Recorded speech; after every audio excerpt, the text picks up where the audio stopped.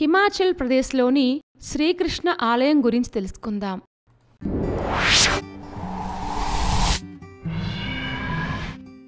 బన్సీ గోపాల్ ఆలయం.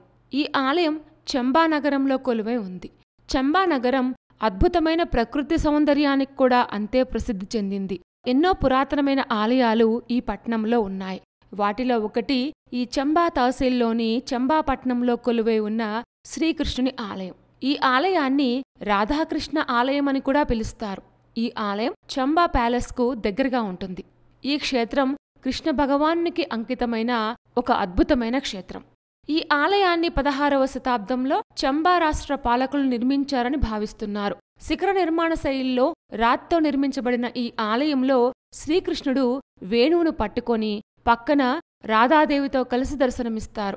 ఇక్కడ శ్రీకృష్ణుడు వేణువును పట్టుకుని దర్శనమిస్తాడు కాబట్టి ఇక్కడ స్వామిని బన్సీ గోపాల్ అని పిలుస్తారు. బన్సీ అంటే వేణువు అని అర్థం. శ్రీకృష్ణు యొక్క విగ్రహం నల్లటి రాయితో తయారు చేయబడింది. గర్భగుడి చతురస్రాకారంలో ఉంటుంది మరియు స్తంభాల మద్దతుతో ఒక అంతరాళం మరియు మంటపం ఉంటాయి. ఈ ఆలయంలో ప్రవేశద్వారం వద్ద గంగా మరియు యమునాదేవి విగ్రహాలుంటాయి.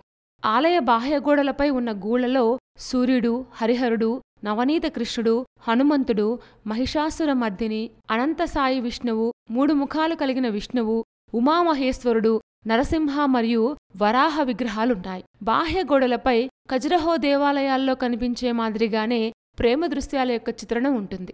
చంబా మరియు చుట్టుపక్కల తవ్వకాల్లో దొరికిన రాతి పలకాలను కూడా ఈ ఆలయంలో ఉంచారు. ఈ ఆలయం యొక్క చరిత్ర ఏంటంటే 16వ శతాబ్దంలో చంబా రాష్ట్ర పాలకులు ఈ ఆలయాన్ని నిర్మించారని భావిస్తున్నారు. 1594 సిఈలో అలనాటి రాజు బలభద్రవర్మన్ రాసిన రాగిపలక శాసనం ఈ ఆలయంలో జరిగిన పునరుద్ధరణ కార్యకలాపాలను మరియు ఆలయానికిచ్చిన భూమిని నమోదు చేసింది. ఈ ఆలయాన్ని కేంద్ర పురావస్తు సర్వే ఆఫ్ ఇండియా జాతీయ ప్రాముఖ్యత కలిగిన స్మారక చిహ్నాలుగా పరిరక్షిస్తుంది. ఈ అద్భుతమైన ఆలయం చంబా కొత్త బస్ స్టేషన్ నుంచి 1 కిలోమీటర్ దూరంలో ఉంటుంది.